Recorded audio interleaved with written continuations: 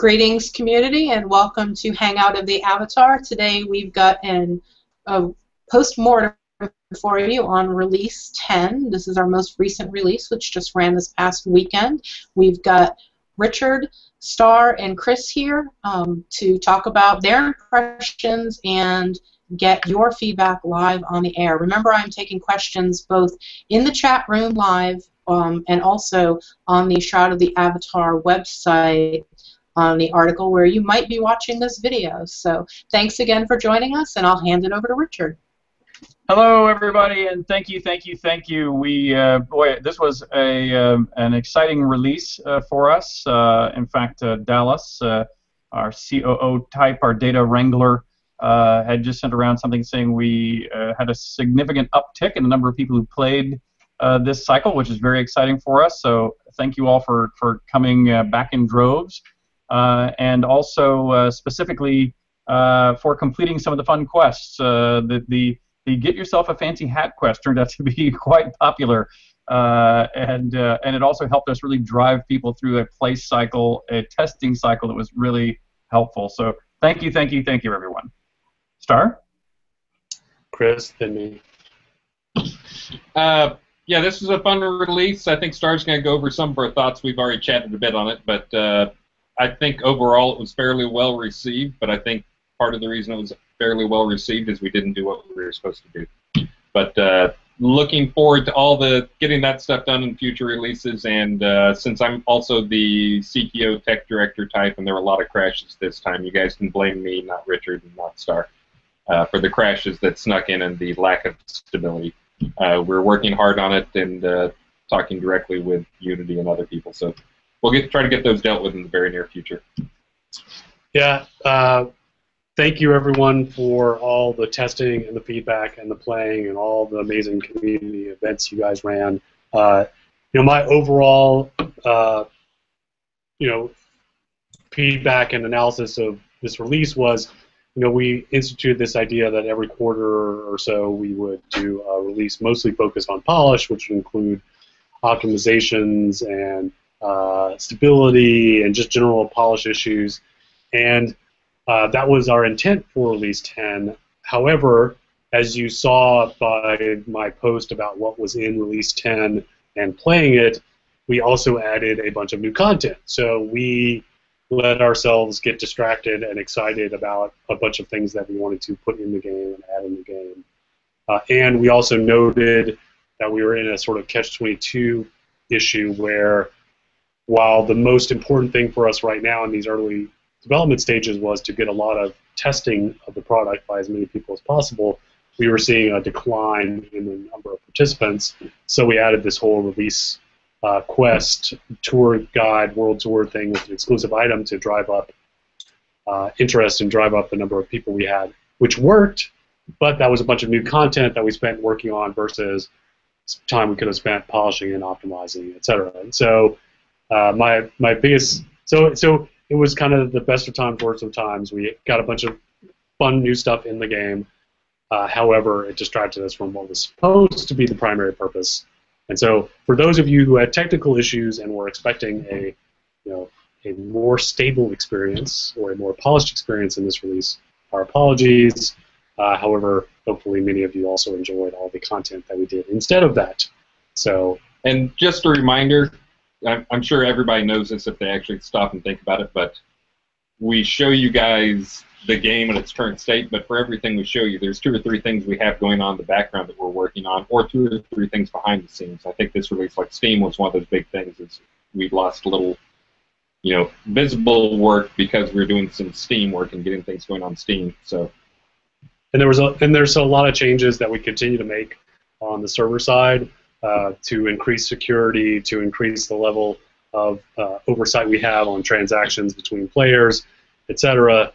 Again, those aren't consumer-facing, forward-facing kind of changes, but those also were happening in the background. So, but we have Finn also in here. I'd like to invite Finn to come in and say hi, and also, as he suggested, invite our latest team member, one of our latest team members anyway, Abe, to turn around. You're right now looking over Finn's shoulder and at Abe. We'll let Abe wave and say hi. So, hey, Abe. That's Abe. Greetings, avatars. Yeah, we're just hard at work here in the design room. Oh, and I see Bill's on camera there too. So Bill, you can say hi there too. Yeah, hey Bill.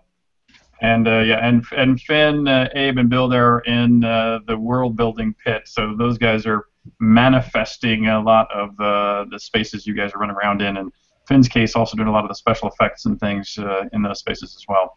And for those people who played in this release and went to the new Plains and Plains Road, if you saw it in the past release, I insisted we clean them up because anytime people posted, look at the horrible graphics in this game, they usually were including a screenshot of the Plains map or the Plains Road map, whereas now they look absolutely beautiful. That was Abe's work. Also, the map that people went to, Vertos Pass, that was a snow level, I think is probably the easiest way to remember it. That was also the map that Abe did this release. So. And then, as long as you're doing that, if we keep talking about people in that room, don't forget it was Bill that built that challenge dungeon, the very popular challenge dungeon in this release. I myself had a lot of time. In fact, I see that Duke Violation has already popped up a question in here, but I went with a bunch of the Order of Vengeance folks through the challenge dungeon myself. Had a great time. Anyway, thanks, Bill. It was a particularly popular map this cycle.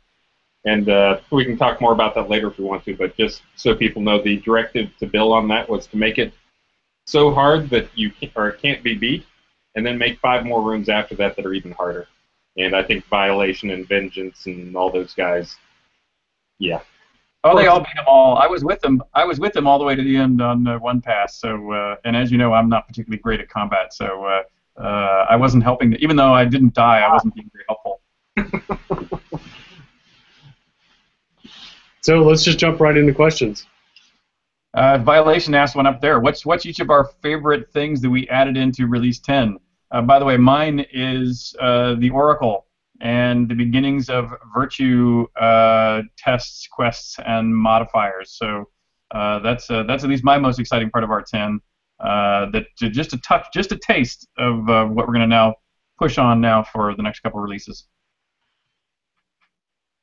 For me, it's hard to pick because I forget what things were added. We see the game.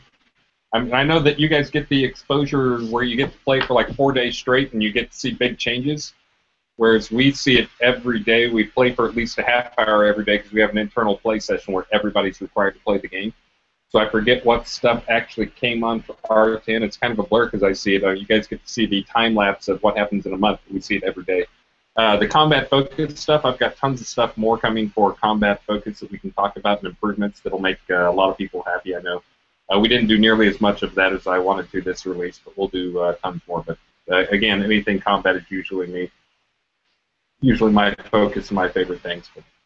Yeah, I would say my favorite thing that we added was highlighting of the cards for combos. Because I wasn't actually doing combos very much before that, but now that they highlight and we have the list that shows you all the combos and everything, that was probably my favorite improvement. But like Chris said, there's a bunch of stuff that we want to do in R11 to address some of the combat and the behaviors and what it feels like to fight.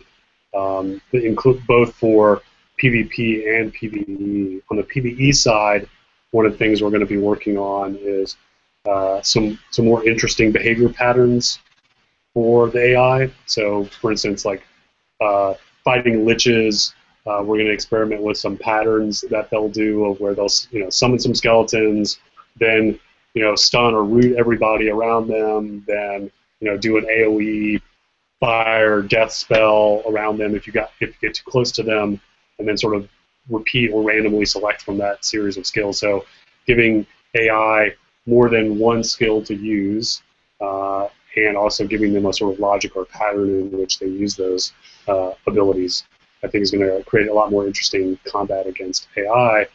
And then on the PvP side, we were talking, and it's also actually on the PvE side too, but been talking a lot about movement during combat and the pattern that we're seeing now, where especially in PvP, where it's a lot of just constantly run and jump and make it hard for yourself to be targeted. And right now, there's no penalty, and one of the ways that's balanced in, like, say, a shooter is, there's a penalty associated with moving and shooting. And so we're going to experiment with some patterns in there that will help, not prevent movement during combat, but make it so that's a choice that you make, and that will have a consequence. So, ranged and magic will have moving while you're trying to do those will have a cost, maybe in the effectiveness of those things. Accuracy, fizzle rates, those type things. Yeah. Or possibly casting time. Yeah. But yeah, that came up as we tried to identify many of the problems and frustrations of people. Is basically, if you're a tank and you're fighting against a good ranged person or good caster, and you're wearing plate mail, so things like roots are out of the question. It is really hard to do anything other than just chase eternally. So adding in sprint is another one of the options. We'll probably move that to be. We're going to experiment with moving that to be a like double tap, move forward type thing, where you can sprint, take off focus as you charge forward. So that'll be another one, but that's only part of the solution, because then the logical thing would be to move light armored people so they can also do that, and their skill that was before that same skill now becomes reduction in focus. But then that makes it so those guys can really get away from you now. So that's where the compromise. We're going to do both those things probably, but the compromise so archers can run away and shoot, but if you're moving while you shoot, it impacts your accuracy. So we'll get those type changes in those. We try to listen to feedback and talk to lots of players.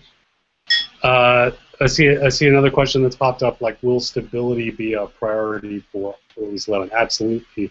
Because and I'm hoping to get out a quarterly schedule update this week, along with my Release 10 impressions, which I will try to make a little longer, less brief than I usually do.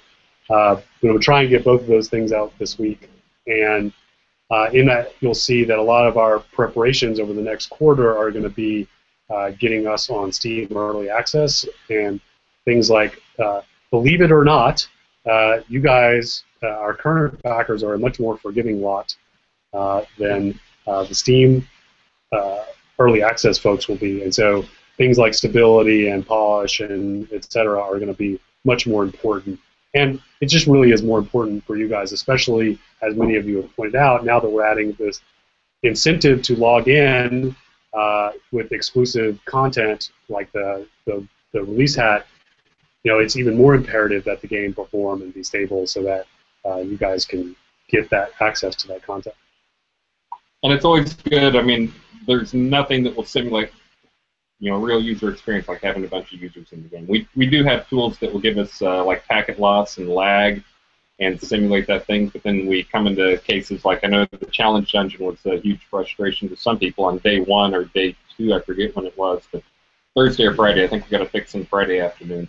But a third of the people would disconnect trying to connect to the challenge dungeon. We never saw anything like that internally, even using our debugging tools. So it was great having you guys in there and actually being able to track down what was going on, which, for those who care, it was if you were the master, you spawned the dungeon. You could get into a situation where if you lost packets at just the right time, it would end up resending the entire information for the dungeon, but only if you were the main client, not the secondary client.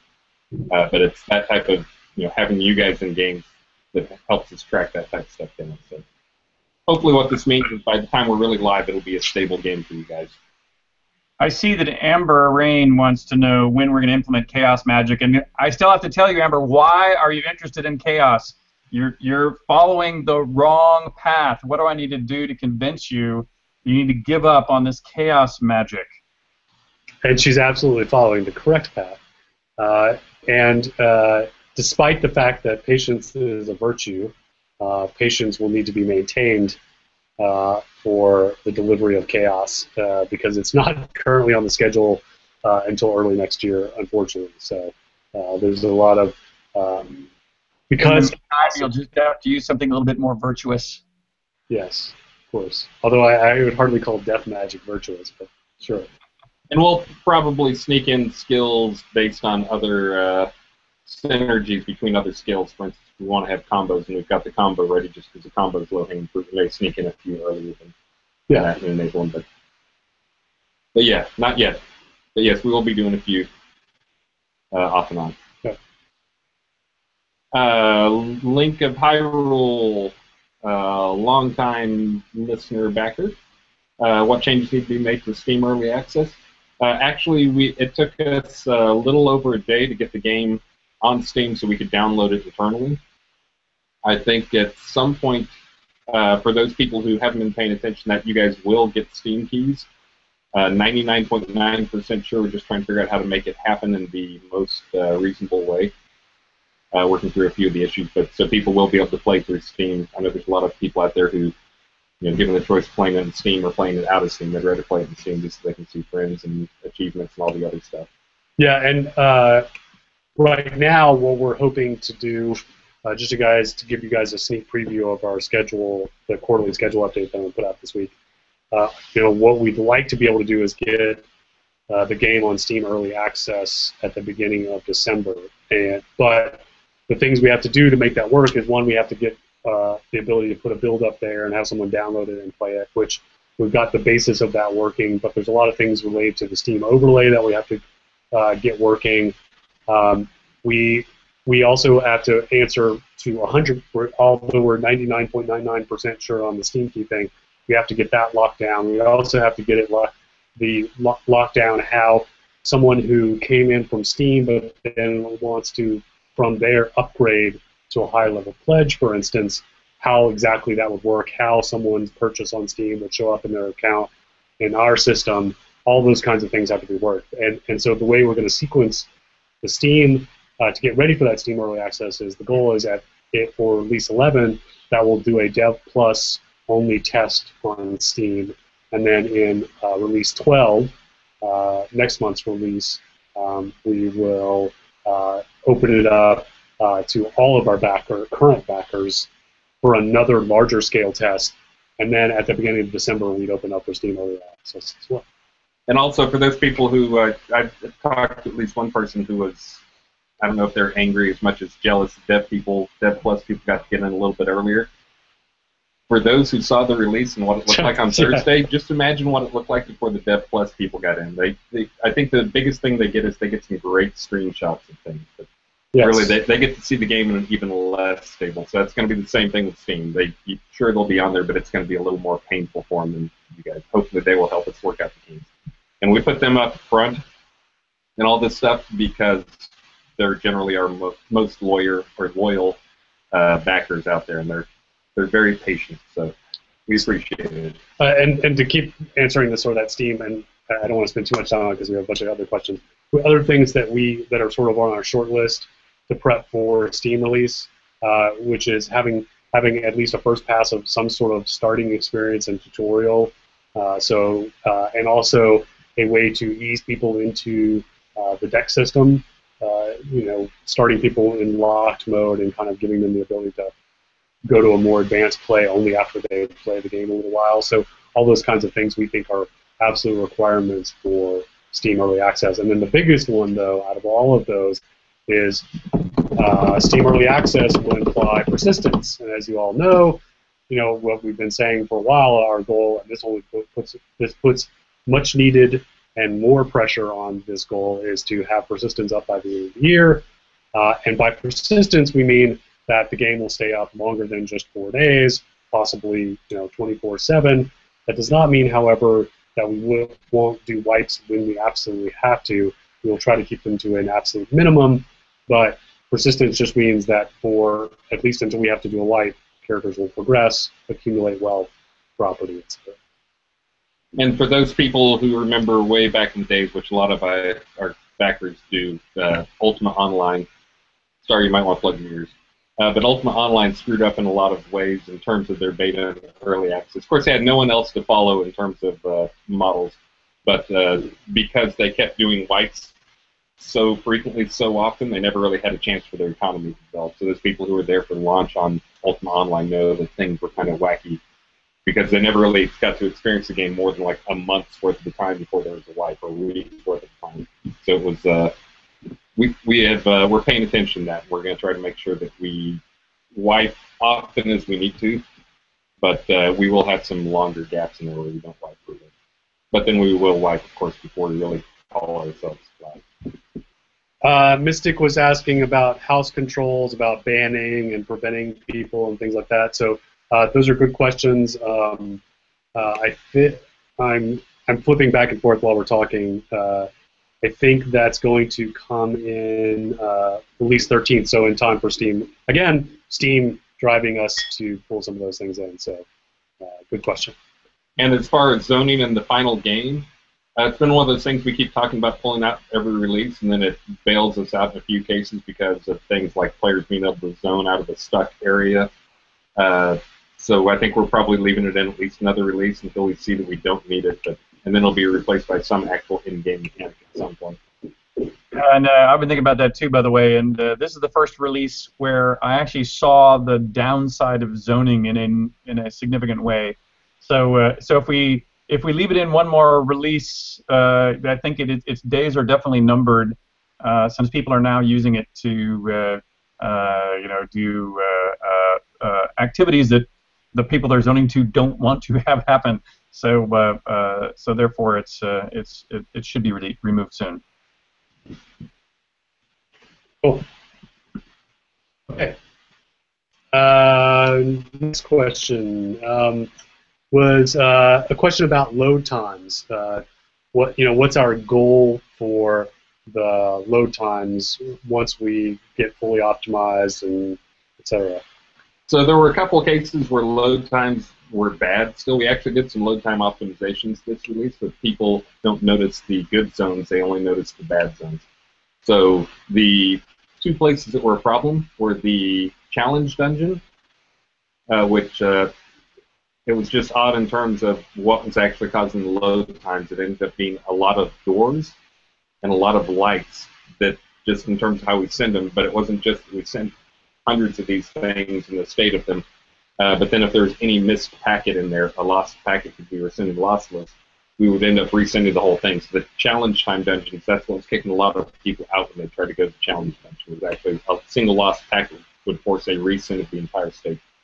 So load times on that were bad. And then towns, we're serializing the houses and the items in the houses in a less than efficient way, and we've not done any optimization work on that, partially because of time, but also because of ease of debugging and figure out what's going on. But we will try to get to those soon so that towns load quicker. But I think releases in this one, like if you went to like a plains map or just a plain old forest map, I believe the load times were pretty darn good.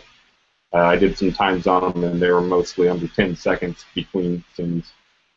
So those are getting better. We'll still do some more work on those, though. There's a lot of things we are not doing well in terms of unloading data that we need in the next scene, and those are the type of things. We do have some of that stuff. We save like combat effects and character equipment, those type of things. We don't reload those, but still more improvements to go, and definitely in cities you should expect to see a big improvement once we actually switch that up to the new system. Spoon had a question about a simpler way to submit crash reports. So that's a great question, very topical because we were just having this conversation internally.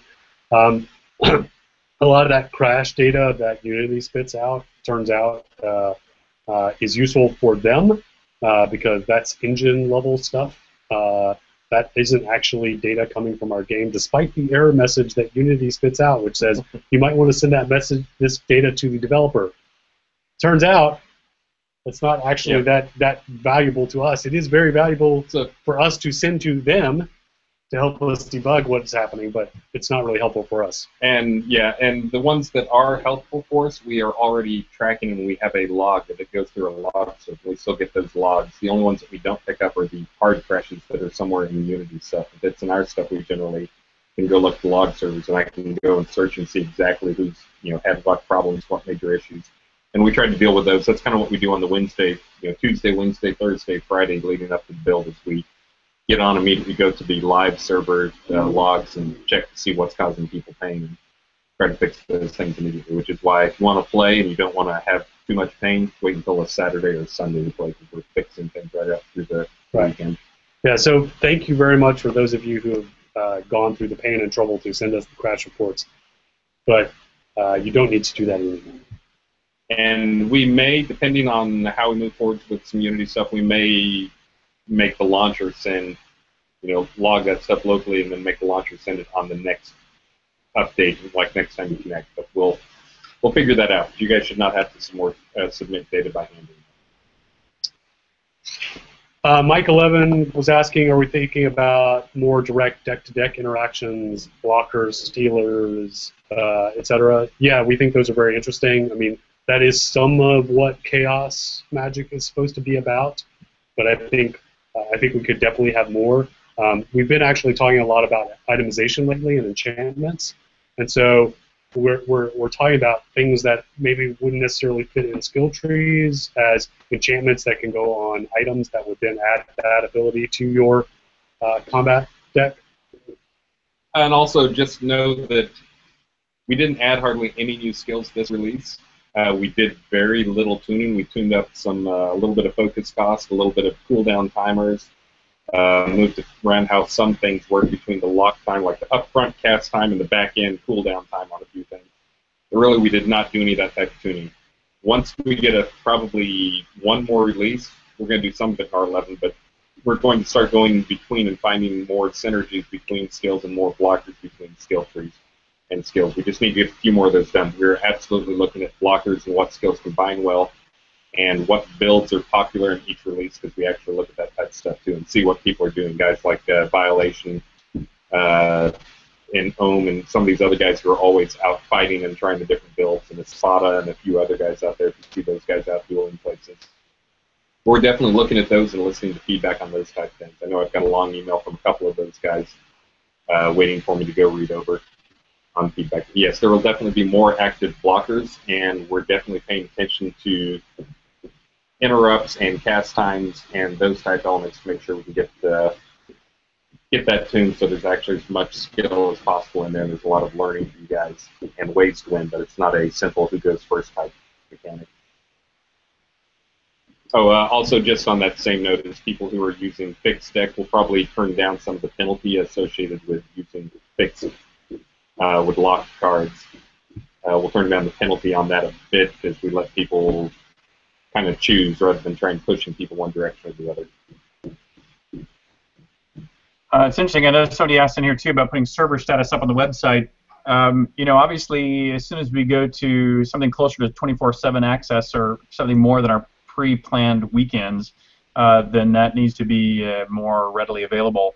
You know, we've already run into this issue as we invite in press or other people to, you know, VIPs, investors, whatever they might be, to take a look. That we sort of need that status to be openly available. And as the game becomes even more openly available, we'll need to do that as well. So I haven't seen it on the schedule, but obviously it needs to come soon. Yeah, and that's one of those things that we have to do it honestly as a defensive mechanism, because if not, what do you guys do? You go, try to log in, it's not up, refresh, you know, try again until the server comes up. It'd be much better on our end if you guys were not hammering our server endlessly trying to get or waiting for the server to come up. So yes, that will happen in the not set a release, but that probably will make the R13 release. This release. Or this release, since I just saw Starr go to a schedule and move it over. I'm doing live scheduling while we're talking, so I just moved it into this release. So. Ta-da! That's service with a smile. So a question about persistence, like how close are we to an always-on server? Again, the goal is December for that. A follow-on question from Wrath Phoenix was what the ETA is on player-owned towns and access to those. That's going to be early next year on our current schedule. And then Melchior Mayhair, you guys stop me if I'm zooming through questions, but had an interesting question about home decoration and how many bugs we will fix versus allow them to stay. So he was giving an example of these wall banners that are very long, that if you hang very low on a upper floor will act as a room divider in a lower floor. And how much of that are we going to leave and how much are we going to fix? That's a great question. Yeah, I mean, if you look, I think right now for the next release, we currently have about 820 issues, and that's tasks and bugs. So we look at all of that stuff, And in terms of what bugs we fix, there's a lot of like decoration stuff that you shouldn't be able to do, but it doesn't cause anybody pain. It's not abrasive. It may have like a small visual. So those type things, if it's not causing people to exit the game type stuff, you know, like having something where my keyboard gets locked because I do some wrong combination of the emotes is way more painful, and that stuff will definitely get fixed. Yeah. The individual decoration where we have to look at, you know, 200, 300 decorations and try to pick out which one can be used improperly. That stuff, it slides a bit. So we try to move those up. Starr's rule is usually if something was a low priority last release, we made it to this release, and we bump it up to a medium. If it was a medium, we bump it up to a high.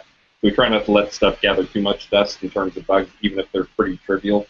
But, yeah, I don't know that we'll be fixing banners going through floors in the near releases. We've got to get Steam polished up, and stability is way more important.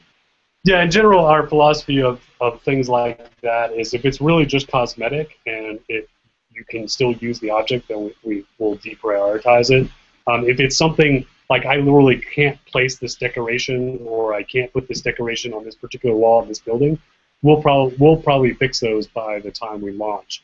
But there's a good chance that something like that banner example we may not even fix by launch because it's well, it's also that when you decide which way is the bug.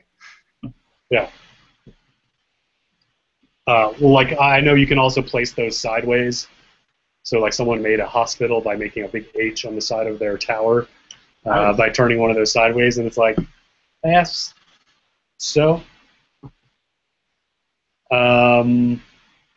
what else? We do have questions from the website. If you're ready, I can toss them at you. One of the popular things we've gotten several questions about actually is min-maxing, and the concern that combat is going to really kind of force players into that and take away from the individual builds and such. Can you address that?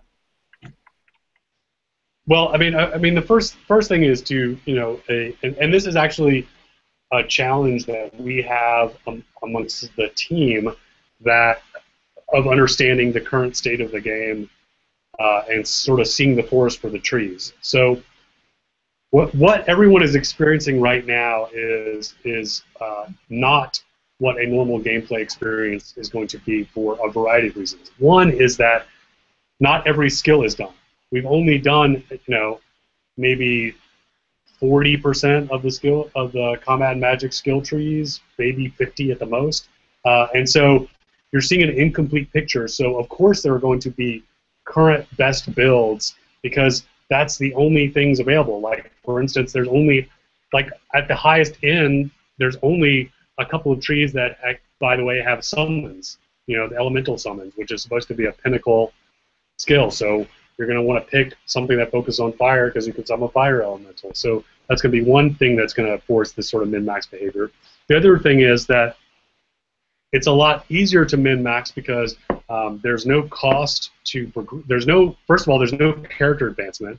So you have skill points that you can spend and unspend at will. You have a lot more skill points available to you when you start the game than you will. In fact, we're debating you may not even have any skill points to spend at the beginning. You know, because we want to have this sort of answer the gypsy questions that determines your sort of 3 starting builds, and so you may not have any skill points to spend when you first start the game. So that's another aberrant experience. And then a lot of skills will require trainers to unlock, and so you're going to physically have to go somewhere to train that skill, and so it's going to be a more methodical rollout of these abilities, and so I think the behavior of min-max that people are seeing is a temporary aberration of the current path. Yeah, now I'll second that. A lot of the negative things people are seeing is, hold on, people are sending us messages to distract us. Okay, yeah. That was Richard. Thanks, Richard. HipChat pops up on it. Yeah, well, our message popped up. I guess I should close HipChat. Richard's in a sad face, and I was trying to figure out if he was doing a sad face to what we were talking about or not. We had a employee going home to take care of a sick kid. It's all right. Okay, all right. Yeah, a lot of what we're seeing, the difficulty is we're kind of taking people in, you know, drink from the fire hose type stuff. We're dropping you into a mid-game experience right on day one and kind of drowning a lot of people. So there's been a lot of negativity over that and a lot of confusion. There's also, because there's not it's not just you have to go to a trainer for some of these skills, there'll be time involved with it. It's not going to be like you're rapidly going to be changing skills all over the place. I know right now most people are like minus, minus, minus, plus, plus, plus, and redoing their skill trees all over, causing some problems and some balance, which is great right now for you guys to try things out. But in the long run, that'll be more of a slow, methodical, slow progression and slow changes. It's not going to be this random all over the place. There will still be some min-maxing going on.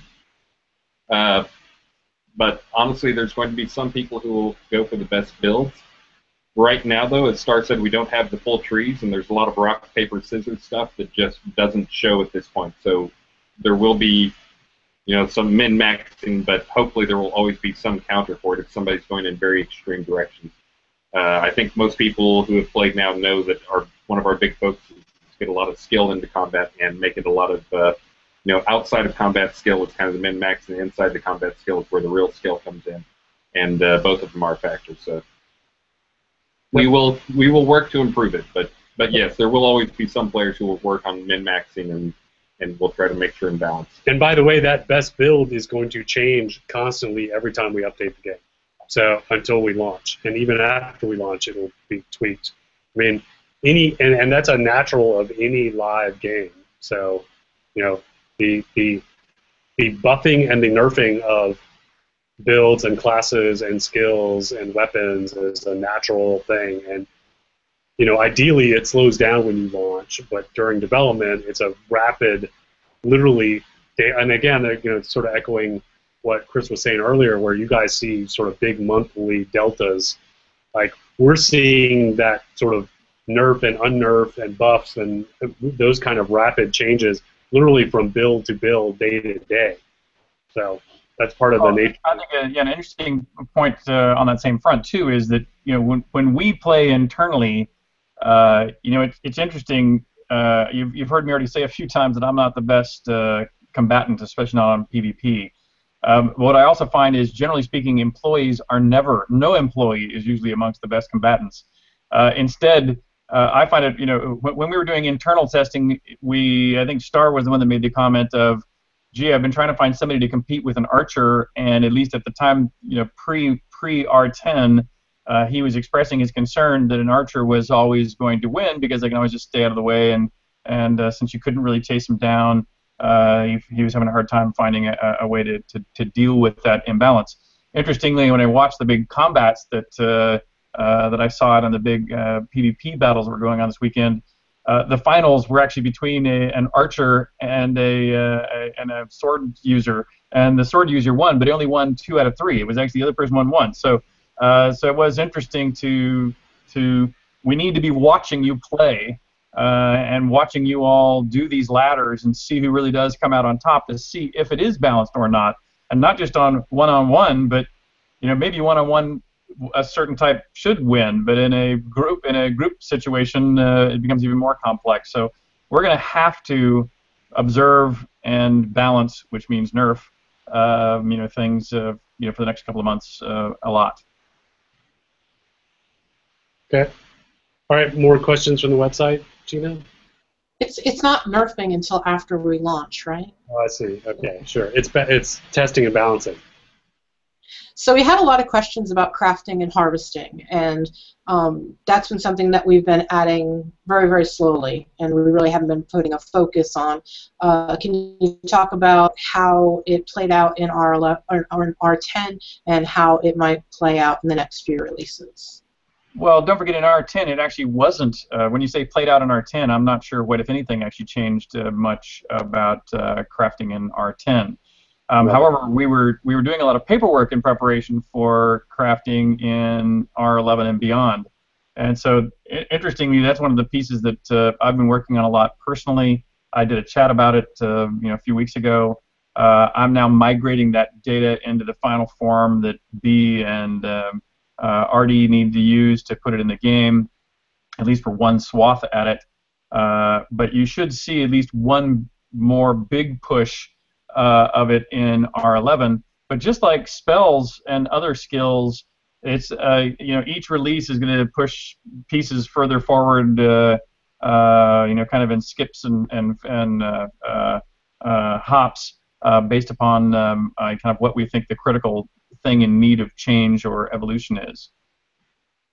And that's when I mentioned earlier that you guys get to see what we release, but there's always 5 or 6 things going on behind the scenes you guys never hear about. I mean, that's one of those things Richard has had crafting stuff and recipe stuff written up for 2 releases now that we just haven't had somebody hasn't had time to enter them. So we'll try to get those things in. But you'll see a big surge this next release, I believe, right? A big-ish surge, yeah. A surge. A surge. More than More crafting and economy stuff in release 11. In relation to the Overland map, some people were concerned about the controls. Is there any thought of putting the mouse back or having other ways to navigate the map? Mouse is in mouse click to move to a spot? Or did we turn back on? We didn't turn back on camera rotation, did we? No. I wonder if that's what they're talking There's about. There's camera panning. No, yeah. No, they're specifically talking about mouse control because it's WASD now. So. Yeah. We can absolutely turn it back on. We talked about doing it. It wasn't that big of a task. It was just one of, again, the whole, there's a million little tasks to do that we just try to weigh which ones are most important to people. And we thought that that was one we showed when you were showing good progress on, and we just didn't prioritize it. But yes, there's no reason we can't turn back on the mouse click to move. We definitely will be turning back on, or I believe we're going to be turning back on the being able to look around the map. I'd like decide on that. I'd like that. Yeah. So that'll be coming back if that's what they're talking about. But yes to both of them. Those things will make returns in the not too distant future. And that's one of those things, really, just to remind people why it's not a huge focus for us. Until we move people over to the mainland, which I don't think we've set a real date as when the mainland's going to become a priority. This is really just kind of proof of concept and prototyping for that type of stuff. We're just trying not to block people and keep them away from content and make sure we have the right system when we move it over to the mainland. So that's when it really becomes important. I did get some clarification on the crafting question. Apparently, gathering harvesting resources, nodes were a little bit sparse in the new areas, and also maybe there was a change to the amount that's produced from them. It seemed like resources were a little bit harder to get for crafters this time around. I don't think that's intentional. Yeah. I think that was so. Just so people know, as we get closer to being up 24/7, within a few releases, we're going to be making serious efforts towards actually having a first pass in an economy. So we will be addressing how many of those there are out there, how much they return, and how the harvesting, like all that stuff, works. So there will be some changes as we try to make some consistent, and then also add a little bit of a lottery element. So sometimes it will be, you'll get lucky and there'll be lots of stuff out there. But there hadn't really been, other than just like, this looks like a good place to put some cotton. That was the kind of the depth of thought that got into it up until this release. Next release, we're actually coming up. There's rules in place and systems and actual rules for like how much you should be getting out of maps. We try to make sure that there's not like, here's the map to go to, and always just go to this map. Because as we just heard from other people, min-maxing in combat's a problem that people worry about. It also, same thing with crafting. If we force you into one behavior because that's the most profitable one, then everybody's going to do that, and it pulls the fun out of the game. You really want to have it balanced. So there'll be changes, but the changes they saw were not intentional. They're probably just random or accidental. Yeah. We have about 15 minutes remaining for today's Hangout, and a lot of people are really excited to kind of get a peek at what's going to be going on in R11. Can you guys give us any update on that? Sure, and I was just actually, like I mentioned at the top of the broadcast, my goal is to get you guys not just release 11, but all the way through the end of the year, a quarterly schedule update, because it's that time. In fact, I think I had said I was going to give it an R10, and it didn't happen. The R11 plan consists of a variety of things. We're going through and doing a big pass on the crafting and economic design, like Chris was mentioning, in order to then go through all the maps and do a pass on resource availability there, including some new resources like reagents coming online that can be gathered. There is going to be some new maps. The Cobalt Battle Camp, Solace Bridge. We're also hoping to get control points functional in R11, and control points, for those of you who played Tabula Rasa, they will function in a very similar manner where any area of the map can be controlled either by enemy NPCs or players. And if players are controlling a control point, ever-increasingly waves of difficulty of enemy AI will try to take back the control point. So Bertaz Pass is going to be our first example of that. And there's a tower in the middle of that fortification that has a flag on it that you'll be able to interact with. And when you use that flag, you now own it. Then waves of dark elves are going to come at that fortification and try to take it from you. And not to derail the Release 11 stuff that's going on, but since Spoon asked the question, he was asking if there's going to be more stuff like the Challenge Dungeon and Cavalier for this. We're trying to get in more repeatable content as we get to the point where we're going to be up 24/7. We want there to be more than just a few hours of content in there. And the control points and the Challenge Dungeons are both kind of instances or examples of those very repeatable dungeons that we continue to, you guys have a reason to play it more than one time. And actually, if you think about the control point is kind of the dungeon in reverse, and you stand in one place and the creatures come to you in ever-increasing ways. Well, that's step two. I mean, you actually have to have, at first, eliminated the defenders, the enemy defenders, and then take the flag before it flips over to that defense mode. So it's both attack and defense. That's the groundwork as well for the castle's defense scenarios, of which we are going to see if we can get a PvP castle defense scenario using that same sort of supporting tech with things like, not sure if we're going to get that in R11, but we're at least going to start the groundwork for that. And there's also really big ideas going into that stuff too. This is just the very basic groundwork stuff. There's going to be another World Tour release quest and another exclusive hat. So you'll now see the pattern that, at least for now, those exclusive rewards are going to be hats. And the reason, and just so everyone understands the logic, because I know I saw some threads that were suggesting things, including stuff like home decorations and things like that.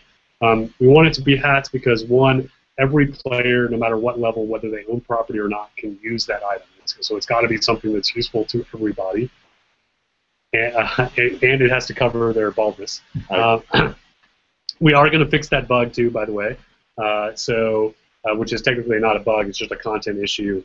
What we have to do is we have to create two versions of every hairstyle, or where the hair has to be broken up into two pieces. So the piece below the hat and the piece with the hat on, and all the hats and helmets have to end at the right place to support that. So we have to go through a pass and adjust every single hairstyle and every single hat, helmet, crown, etc. to support that. But you will be able to have hair and a crown or hair and a hat next release. I didn't know you were taking on that amount of work. I would just shove the two of them on your head and be done with it. But okay. It's not. Jeff assures me it's not that bad. It's one of those things where we talk about decorations for houses. It's got a minor visual thing. We don't care. But this is, because it is, like, this is what you look at 70% of the time. Yeah. It's one of those things that will just grate on you if you have your hair sticking through your hat, or if you're bald when you don't expect to be bald. Yeah. So now I can reveal what the R11 hat is now, or you guys can wait to be surprised. I'll let you guys muddle on that for a moment. But it'll be another world tour taking you through the world. Interesting. The other thing we're going to try and get working is an example of what we call a scene template, which is the idea that a scene can be different when you go into it for a variety of reasons. It could change its state based on a quest you were on. It could just change its state because a timer has gone off, etc. And so One of the first examples we're going to attempt in R11 is the jail beneath Owl's Head, the Clink. We're going to have a scene template, a version of that you go in, so random, and we're just going to I think we're just going to make it random. So there's a random chance when you go into Clink that there'll be a prison riot going on. So instead of the prisoners will have escaped their cells, killed the guards, da-da-da-da. This is tech we've had for a while. This is just going to be the first time we've actually taken it to a full scene and used it and actually tried to put it to use. So yeah, I'm sure something will break. We're also going to have our first very basic pass of character advancement. So the concept of earning experience points, going up levels, getting skill points that you can allocate. And this is all in prep for getting persistence near the end of the year. What other miscellaneous stuff? We're going to take a gear variation pass right now. That it's pretty much just boilerplate. Everything feels very the same. Hopefully, we're going to be making things feel different, but not apples to apples comparison. I've always used this weapon because it's better. Basements. So housing will expand to include basements.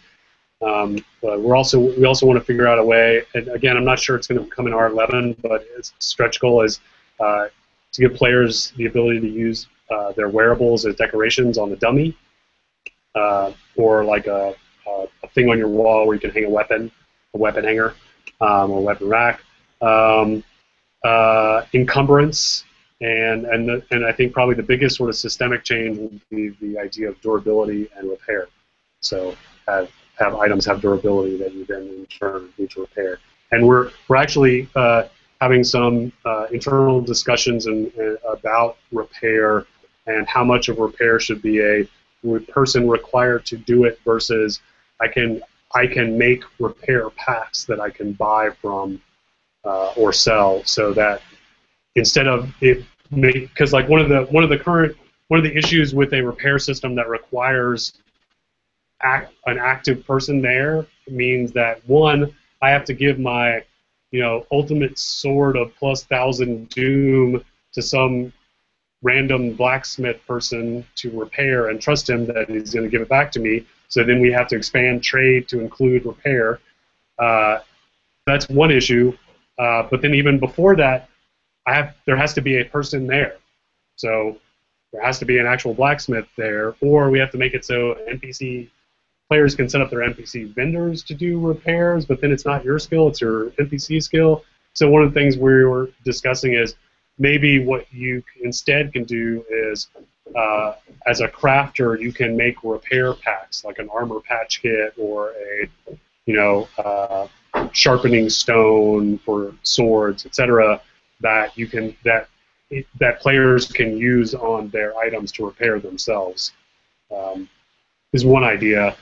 Maybe that only has a limited effectiveness, and that it's still best to find someone to actually repair it. But anyway, those are the sort of things we may experiment with. We're also going to try and add some death magic in, including some changes. So making summon skeleton and summon lich, and you'll note that those aren't in the original skill trees that we said for death. We had, I think, summon zombie, create a zombie out of a corpse and summon a ghoul. But then we realized that, summoning skill at the top of most of the trees, like summon a fire elemental, summon a water elemental, they're these sort of pinnacle achievements of those spell schools. And the kind of pinnacle death being is a lich. He's kind of the top of the food chain of the undead, and so that should be what you summon as the kind of pinnacle top level skill for the dead. So that's why we switched it to the lich for summoning. And then the skeletons. We also had zombie in there, and then we realized, well, we have all these skeletons. We have a wide variety of skeletons. So versus spend time making another zombie-esque thing, let's use the skeletons instead. And it also means that summoning a skeleton could theoretically happen from any corpse because you're using the skeletons to assemble a skeleton. Versus a zombie, you'd have to make, theoretically, if you were doing it for corpse, you'd have to make a zombie version of every single creature. So that's kind of just a really broad overview. But again, I'm going to be typing all this up giving you guys a quarter by quarter schedule. And as everyone knows, the only constant is change, so that schedule will be valid until it changes, which it will. So we have like 5 more minutes. I mean, do we want to grab a couple more questions and then sort of do wrap up? I would say start our wrap up here, just because at least I know I literally have to turn into a pumpkin on the 5-minute mark. So at least for me, by the way, everybody, and again, in addition to saying just to thank you so much, you know, I had maybe more fun this release than ever, which was a relief, because at least I was one of the ones also really concerned about going into this release, not with the instability, which frankly, even though I apologize for all of you, that wasn't kind of my primary concern. I wanted to make sure we got enough of this forward progress in where people still could feel it, especially since we just recently, you know, put ourselves up on Steam Greenlight, and so therefore I knew we'd have more eyes on the project than usual. But anyway, I had tons of fun. You know, I got to do everything from role-playing events through PvP events and general combat events like the Challenge Dungeon.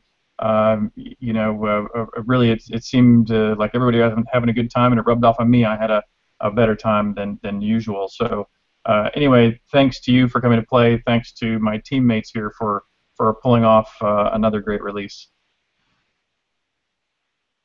Yeah, on the stability thing, we honestly, if we had known just how unstable it was going to be for the end users, we would have spent more time on it. We just didn't see it.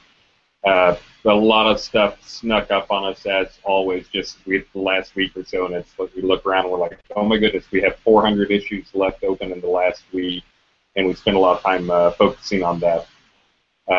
So we will try to do better. Like I said, we're actively at the start of this milestone trying to deal with the issues, and we will probably not move forward on a new version of the engine until we have things at a stable point for this release, and try to, it's so tough for us internally without having a large testing group to notice these things in advance. So we'll do better next time. We're going to get to a stable point, just because I saw this release. I'll put out my post, if not this week, then early next week. But the play sessions were up, and the play time was down. And from looking at the numbers and everything, it looked like it was not down because people were playing for shorter amounts of time. They were playing shorter play sessions because they were crashing more often. So we will definitely try to improve on that. That is a big thing for you guys. Also, I know a few scenes had a bunch of things added to them and no performance pass was made to them, which I guess the Challenge Dungeon on Thursday, at least early in the day on Thursday, was absolutely horrendous, and many people getting in the 5 that I think had a lot of critical frame rate reports, which means that people were getting below 10 frames per second in it. And it was just a super trivial pass to go and clean that up and fix it and get it to a good frame rate. So, again, we'll try to do better on performance and stability for the next release for you guys. And always. Thank you very much, community, for testing the game and giving us feedback and giving us honest critique. As painful as it may be sometimes, it does make the game better. And thanks to my team for cranking this out every month, getting a whole bunch of new content done every single month without fail, making it every day. Knock on wood, but getting you guys a release when we say every single time. So good job. Quick, Bill, 1 minute. And I know that Rhea and Amber Rain wanted to know what some of our favorite community events were this time around. And I know for me, at least, it's really hard to decide because every single release, it seems like you guys are raising the bar. The welcome quests are amazing. Of course, we had a fantastic birthday party this weekend, and that was a lot of fun. And also story time. I mean, that's new, and that was so fun and so cool. So you guys are just amazing, and it would be really difficult for us to just put our finger on one and say that's the most special, because they are all so, they're just so outstandingly done. And thank you for letting us come into worlds and the events that you're creating and play, because for us, that's like you coming into our game and playing. We get to actually experience something new and unexpected, and that's a real treat. So thank you for doing the things that you're doing, for taking the tools that we have and just rocking them. So thank you, and thank you for tuning in. I didn't quite kill a whole minute, but I did definitely fill us out. We look forward to seeing you guys. Oops. Sorry, I have to jump in. So speaking of community and tying into an earlier question, and I can't believe I forgot it because it sort of ties the whole thing together. I think one of my favorite things that we added, and also one of my favorite community things, was the radio, the wireless radio, because to me it more than anything we have done to date shows what we, the developers, and you, the community, can create together. Because it is not just a piece of art that one of the community members made, and not just a piece of code that one of the community members wrote, but it's tied to a radio station run by one of our community members. And the fact that in-game events can run simulcasting actual voice through the radio into the game while performing things in the game. Wow. I can't wait to see what plays and things are all put on with that technology that we all built together. Yeah. All right. Oh, Ben is showing us some art there on Fenn's screen. Yeah, and I'd just like to give a shout out too about, it was really awesome, as it always is, with so many new backers jumping in this release, and having so many experienced backers kind of role play and taking it upon themselves to act like they're an existing character in the scene, and it's just really cool watching those conversations pan out, and watching them quest together, watching them kind of interact and lead other people in, and so kudos to those of you that jump in there early and learn all the things that are new, and then help everybody else out. I think that's pretty freaking awesome. Yeah, I was just showing off a little bit of this cool outer castle wall. Yeah, nice. I know what that's being built for, so cool. All right. Thanks, everybody. So again, thank you for joining us, and we look forward to seeing you next time. Take care, everyone.